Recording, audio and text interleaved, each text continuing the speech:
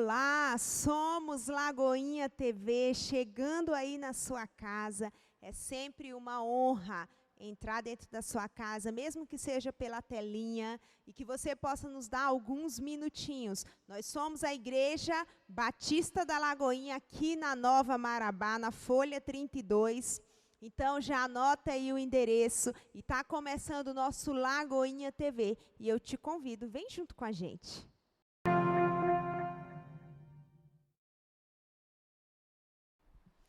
Olá, vamos aqui para mais um bate-papo do nosso programa Lagoinha TV. É uma honra sempre estar aqui. Hoje eu estou aqui com uma pessoa muito especial, a psicóloga, que eu vou deixar ela mesmo se apresentar, falar um pouquinho como ela se chama.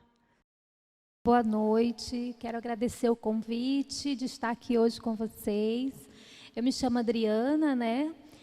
Sou psicóloga, atuo na área clínica e também sou professora do curso de psicologia. Trabalho com terapia de tratamento de traumas e com a terapia cognitivo-comportamental. A gente tem muita coisa para falar, né, Adriana? Mas hoje a gente vai falar de um assunto que tem sido de elevada importância nesse tempo que a gente está vivendo, que é o tempo de pandemia, que ainda não passou, né? E aqui na igreja, esse tempo tem desenvolvido um projeto que você também está na coordenação, que é o apoio ao luto, e que é o apoio às pessoas que perderam alguém esse tempo, mesmo que não seja para o Covid, mas está em um tempo de sofrimento. E a gente percebeu, através desse projeto, eu recebi muitas perguntas assim, mas que apoio é esse? Né? Às vezes a pessoa pensa assim, que é um apoio financeiro, né? Mas antes do financeiro, a gente vai falar um pouquinho do luto, do que é o luto, a pessoa precisa desse apoio emocional, né? Então, Adriana, eu queria começar perguntando para você isso, o que é o luto, para que as pessoas entendam, o que é o luto? O luto é um conjunto de reações emocionais específicas, onde a pessoa está relacionada à perda, né? Nós temos os lutos relacionados à perda de entes queridos e ao luto de perdas na vida, né? Às vezes a pessoa ela tinha, por exemplo, um emprego que ela gostava muito, perdeu e se sente muito triste e teve aquela sensação de que algo foi tirado dela. E ela tem dificuldade de lidar com isso. É só um exemplo para entender que a pessoa pode sofrer um luto em várias perdas na vida. Mas nós estamos aqui falando de perdas de pessoas, né, queridas, pessoas que entram num sofrimento profundo e que, às vezes, têm dificuldade de sair desse ciclo de sofrimento. Mas o luto, gente, é normal, né? Todos nós que passamos por uma perda, vamos ter algum nível de sofrimento. Isso é super natural. Fugir desse luto também não é saudável. A gente precisa viver esse momento, né? Então, o luto é isso, ele tem relação com a perda, onde gera-se um grande sofrimento para o sujeito, né, que passou pela perda. E assim, o luto é uma coisa natural, né? Natural não seria não passar, não é? Porque às vezes há muita crítica a respeito do luto. E assim, o luto é natural porque a gente não está preparado para a morte. Não fomos programados para morrer. Nós fomos programados para viver, né? Assim o Senhor nos fez, programados para a vida. Então, não estamos preparados para isso. Por mais que, né, a gente sabe que um dia vamos partir desse mundo, que as pessoas que a gente ama também vai chegar o seu momento, mas não estamos preparados para isso. Inclusive, é importante dizer que as pessoas, porque nós estamos falando que não somos programados para a morte.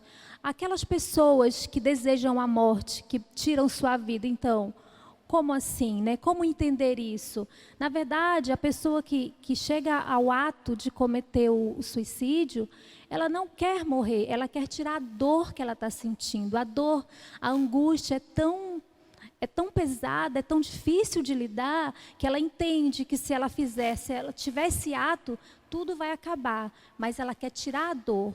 E, na verdade, não é não querer viver, né? É a dificuldade de lidar com o problema. Exatamente, a dificuldade. Todo ser humano quer resolver logo o problema, né? Mas interessante falar que o luto é natural de cada pessoa, porque tem pessoas que querem colocar o luto em níveis. Fulano perdeu um cachorro e está muito mal, né? Não precisava tudo isso, não perdeu nenhum filho, não perdeu nenhum esposo, e não é assim. Não é assim, porque é o quanto aquela pessoa, ou aquela coisa, ou aquele emprego, ou aquele animal é significativo para a pessoa, né? Quanto mais significativo for, mais aquela pessoa vai sofrer, porque ela tem, vamos supor, o animal. Tem pessoas que perdem um cachorro, cria desde pequenininho, né? Filhotinho, e cria ali um laço de amor, de afeto, e quando perde, gera um sofrimento muito grande, né? E as pessoas não conseguem entender, outras pessoas não conseguem entender, mas isso é possível sim, e é natural acontecer isso. Então, assim, não tem níveis. O luto mais sofrido é o do filho, é do esposo. Não existe esse tipo de nível de luto, né? Existem lutos complicados, né? Existe o luto natural, que é o período, né, que a pessoa, após a perda, ela vai passar um período em sofrimento, que ela pode ficar até 1 ano sofrendo com aquele luto, ou às vezes mais, outras pessoas menos. Isso vai depender muito também dos recursos internos, os recursos psíquicos e emocionais que essa pessoa tem, né? O quanto de vínculo que essa pessoa tinha com essa pessoa que ela perdeu, com o seu ente querido. Então, são vários aspectos que vão influenciar, né, no quanto essa pessoa vai conseguir lidar, né? E uma outra coisa, as pessoas que estão dentro da igreja sofrem. Por que sofrem? Não tem fé? Não acredita que existe uma vida após a morte? Por que ela está sofrendo? É justamente por isso. É porque ela perdeu alguém muito significativa para ela, que agora ficou aquela ausência. Aquele lugar que ninguém vai ocupar aquele lugar. Então, ela vai ter que ressignificar esse lugar, né, que essa pessoa não vai mais ocupar. E ter também o cuidado de compreender que, apesar da pessoa, nós vamos falar isso mais para frente, sobre formas da gente vencer o luto, mas isso é muito subjetivo, né? É muito de cada pessoa e dos recursos que cada um tem para aprender a lidar com isso, né? Assim, Adriana, o luto ele está totalmente ligado ao emocional de uma pessoa? Sim, totalmente ligado às emoções, às relações, os afetos, porque é aquilo que ela construiu. Ela tem uma relação construída com aquela pessoa com a qual ela perdeu. Então, é a ausência, aquilo que eu falei, a perda. É como se ficasse, né? Geralmente, o que a gente escuta? Ficou um buraco, ficou um vazio. É como se tivesse faltando alguma coisa e a minha vida não tem mais sentido sem essa pessoa. Então, isso gera esse sofrimento muito grande, né? A pessoa enlutada, que tem dificuldade de vencer o luto, de passar por esse processo, normalmente ela tem essa fala, né? E dificuldade de dar um sentido novo para a vida sem aquela pessoa. Ela não consegue, tem dificuldade, né? A vida não faz mais sentido. Não quero mais viver. Essa é uma fala que aí a gente já chama de um luto patológico. Tem o luto que é o normal e tem um luto que ele vai se tornar um luto patológico, se eu não conseguir ressignificar, se eu não conseguir lidar com isso. É isso que eu ia te perguntar. Existe um tempo para a pessoa ficar de luto? É um tempo determinado? Sim, como eu falei, né, isso é muito subjetivo, mas existem pessoas que passam 3 meses de luto, outras que passam 1 ano, né, e outras que passam 2 anos e outras que passam a vida inteira, né? Mas é esperado que, se uma pessoa chegar há 2 anos com um luto e não consegue vencer, ela precisa realmente de um tratamento, ela precisa de um acompanhamento. E aí é nessa hora que algumas pessoas têm dificuldade de buscar uma ajuda, às vezes profissional, para tentar compreender por que está tão difícil de lidar com essa dor, né? Não significa que você, ao buscar ressignificar o luto, você vai apagar a pessoa da sua vida. Ela vai continuar ali na sua memória, né? Nas coisas boas que você viveu, né? Tudo que você construiu com aquela pessoa, só que não vai ser mais uma lembrança com dor, vai ser uma lembrança de saudade, isso é super natural. Ah, eu não vou mais sofrer, então eu apaguei a pessoa. Não, não significa isso. O que atrapalha o processo do luto, dele terminar, por exemplo? Quando ele começa a se tornar um luto complicado ou patológico, a culpa, né?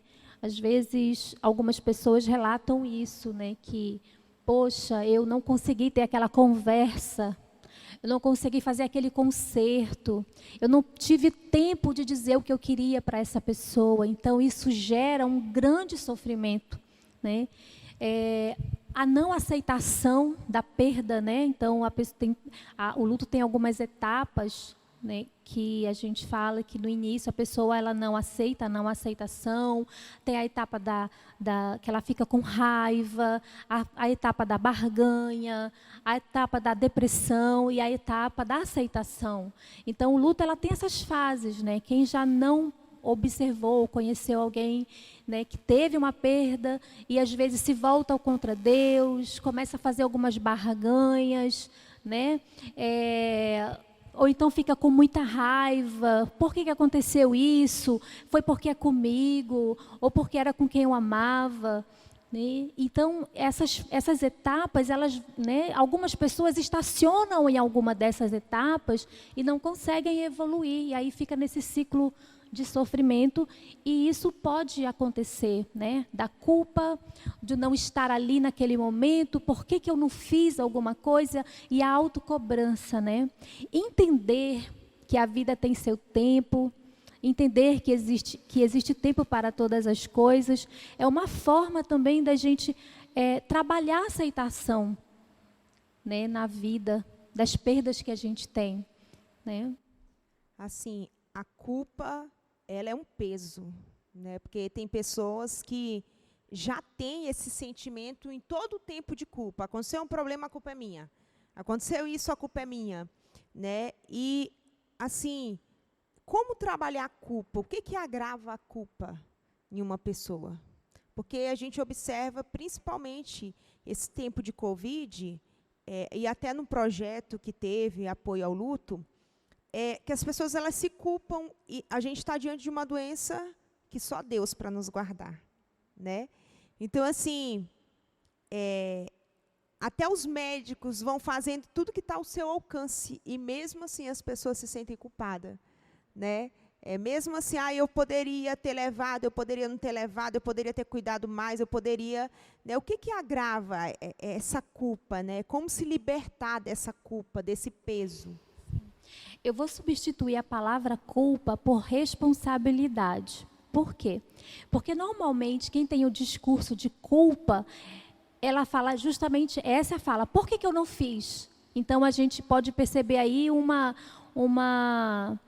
fala puxando a responsabilidade para si, né? O que eu poderia fazer? Né? O que eu podia fazer? O que estava ao meu alcance? Né? E o que pode agravar isso é justamente esses pensamentos negativos, essa autocobrança, né? Puxar a responsabilidade das coisas para si. Né? Nós não temos o controle de tudo. E quando eu passo a entender que o controle de todas as coisas não está na minha mão, eu começo a dividir essa carga pesada com as outras pessoas. Eu começo a dividir e entender também que existe, para além daquilo que eu consigo ver, existe algo que governa tudo isso. Eu vou compartilhar aqui para as pessoas que estão nos assistindo, que em novembro do ano passado eu perdi o meu pai. E na hora que eu fui receber a notícia, né, do óbito, que eu estava indo para fazer uma visita na UTI, cheia de esperança que a gente ia conseguir transferir para ele fazer uma cirurgia. Os médicos mandaram aguardar numa sala separada, reservada. Ali eu já percebi que alguma coisa estava acontecendo.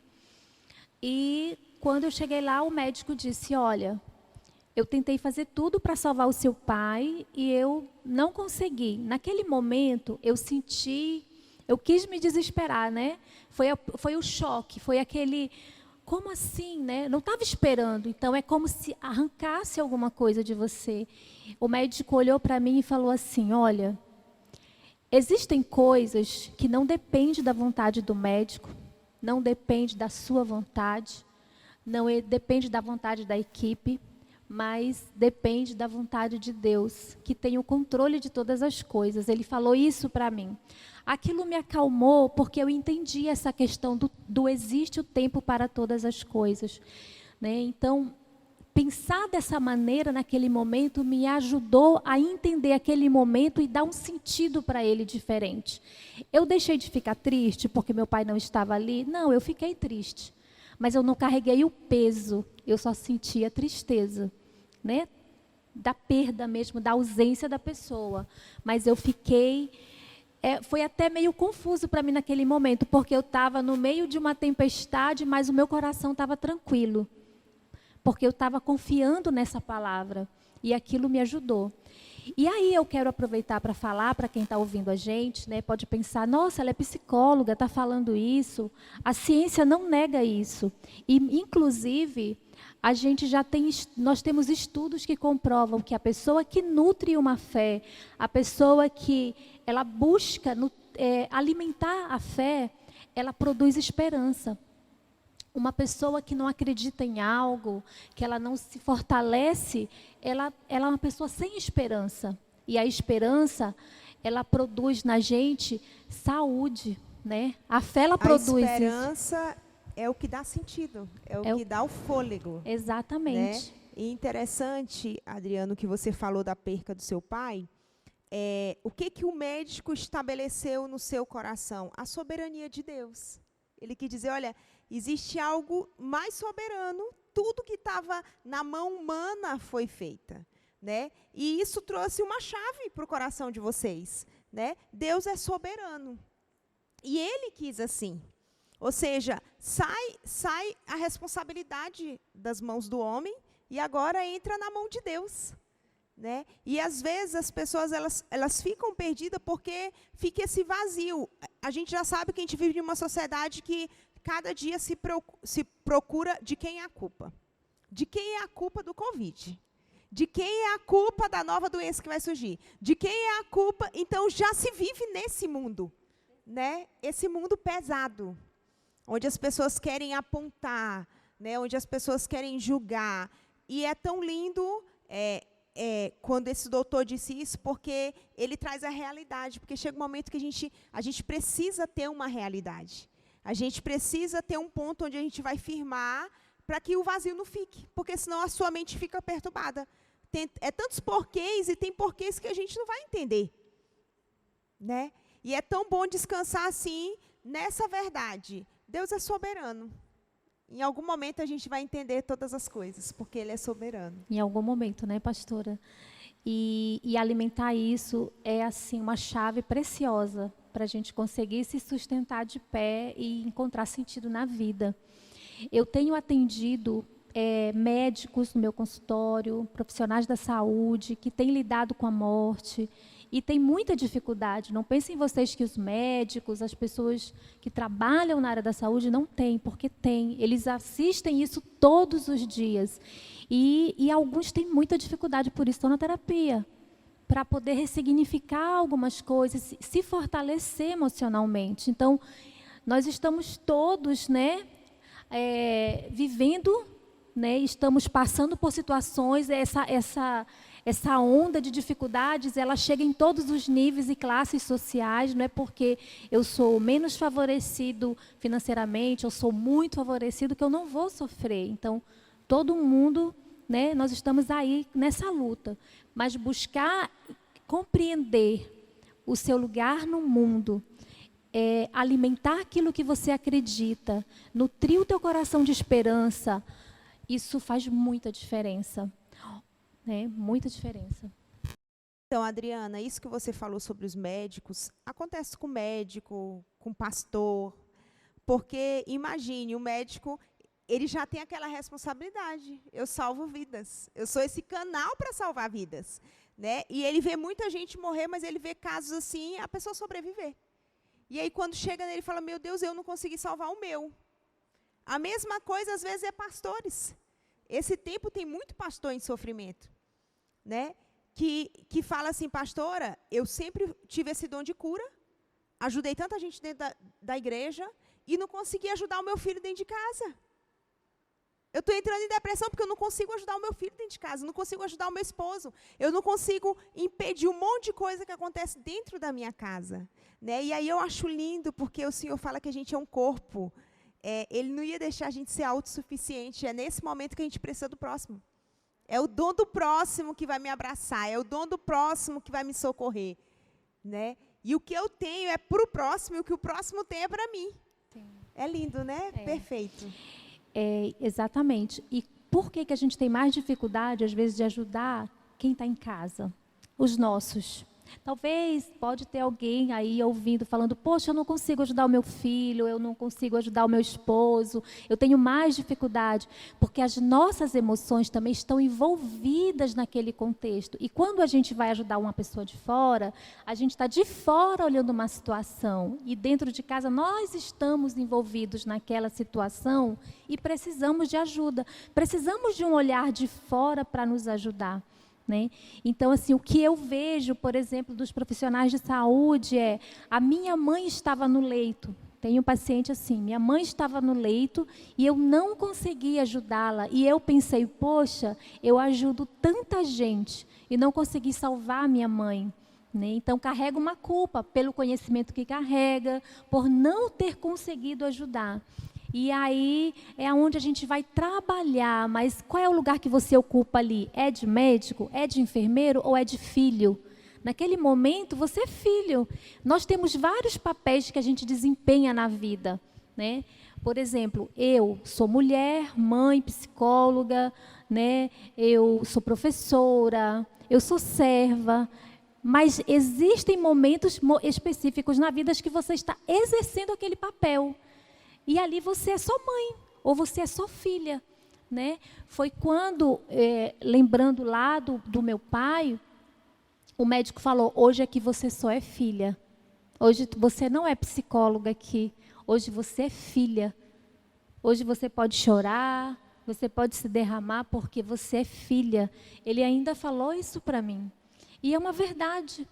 Né? Então, nós temos papéis a desempenhar. E a gente precisa viver esses papéis, porque isso é saudável, né? Interessante, Adriana, porque a gente já traz aquele senso de responsabilidade. Eu tenho que ser forte, porque eu que sou a psicóloga da casa, então eu tenho que ser forte para ajudar a minha família. Né? A gente, às vezes, quer colocar aquela capa de super-herói. Vou resolver o problema do mundo inteiro, os meus, é como se estivéssemos acima do bem e do mal. Não funciona assim. Nós temos também a nossa fragilidade, e se não tivéssemos, não seríamos humanos. Isso é natural. E, inclusive, é isso que a gente busca trabalhar justamente com os profissionais da saúde, quando eles querem, eu tinha que resolver. Não, naquele momento você era filho, você não deu conta de resolver, você estava em sofrimento. E assim, é uma coisa muito interessante, porque a nossa percepção, ela fica meio confusa quando a gente está sofrendo. Você não consegue perceber muita coisa, porque o foco naquele momento é a dor que você está sentindo. Aí você não consegue perceber para além daquela dor naquele momento. E isso é natural, é super natural isso acontecer. E o interessante é a pessoa, como ajuda ela a saber dividir. Né? É o momento que eu estou como pastora, mas o momento que eu estou como mãe. Né? Mas o momento que eu estou como esposa. Agora eu sou isso. Para poder dividir, para poder entender as emoções. Né? Ali, o que você pode sentir, porque a gente tem esse senso de responsabilidade, esse senso de como as pessoas estão nos olhando. E eu acho interessante, eu sempre falo aqui na igreja, e eu já ministrei isso, sobre a humanidade de Jesus. Jesus é o Filho de Deus, também sendo Deus, né, que se tornou homem. Ele não deixou de mostrar a fragilidade dele quando ele ia orar, né? Em nenhum momento, então, Jesus mostrou a sua humanidade. E muitas vezes a gente não quer mostrar a nossa humanidade. A gente engole o choro, né? E isso atrapalha muitas pessoas, que às vezes, só o fato de ver, meu Deus, a psicóloga está chorando, então eu posso chorar também? Né? Ou seja, como a gente sendo a gente, no momento que a gente tem que ser a gente, ajuda até o próximo. Desenrolar o próximo. Né? O próximo abrir o seu coração, o próximo ser gente. É interessante, você falou isso, eu lembrei de Jesus, quando ele falou assim, Pai, se possível, passa de mim esse cálice. Naquela hora ele estava sofrendo, estava doendo, estava difícil, mas seja feita a tua vontade. Não foi isso? Pai, se possível, passa de mim esse cálice. Isso mesmo. Interessante que morreram alguns amigos queridos ali em Minas Gerais. E teve um velório que a pessoa adorou. Ela levou a banda e ela adorou. Quem conhecia a história sabia que ele falou que se ele morresse, ele queria aquilo. Então, foram fazer uma vontade. Né?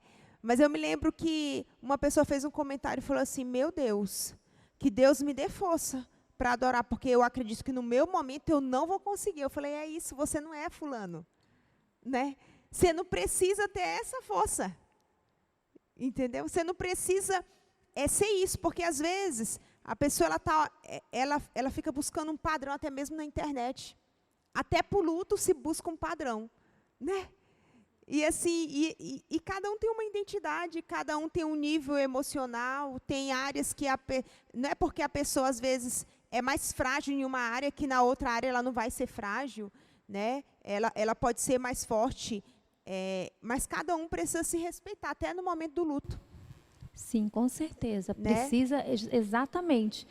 E aí a gente vai falar um pouquinho justamente sobre isso, quando a gente for falar sobre como lidar com isso, né? Como a gente está falando da pessoa se respeitar, antes da gente entrar na próxima parte, eu queria falar um pouquinho sobre a família. Né, sobre as pessoas próximas respeitarem também, porque tem isso. Às vezes o próprio parente fala assim, não precisa tanto. Já aconteceu, te levanta. Né? Então, assim, como é que a família pode sim ajudar nesse processo de luto, não pode? Ou ela pode piorar também. Sim. Na verdade, a família ela é para ser o nosso suporte em tudo, né? Mas, como você falou, algumas famílias acabam não sendo porque não tem. A gente dá aquilo que a gente tem. Né?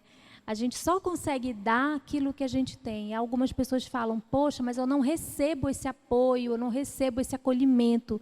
Mas, às vezes, essa pessoa que não está dando é porque ela não tem isso para dar, ela tem dificuldade.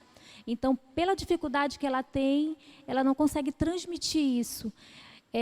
Eu costumo dizer para os meus pacientes o seguinte, a pessoa que muito rejeita é porque um dia ela foi rejeitada e ela tem tanto medo da rejeição que ela rejeita. Então, ela é uma pessoa, a gente falando de acolhimento dentro da família, às vezes o pai, assim, ou às vezes a mãe, ou às vezes um filho se torna, né, por conta da criação dessa forma, justamente porque ele se desenvolveu dessa forma, ele tem medo de ser rejeitado, então ele acaba sendo durão, às vezes punitivo, com muita cobrança, porque ele não quer, às vezes ali dentro tem uma criança ferida, ali dentro daquela grosseria toda tem uma criança ferida, e ele não consegue dar porque ele nunca aprendeu isso. Né? Isso já é um assunto para um outro bate-papo. Falar nisso, nós vamos já falar desse assunto, segura aí. Eu vou chamar rapidinho o intervalo e a gente volta já já.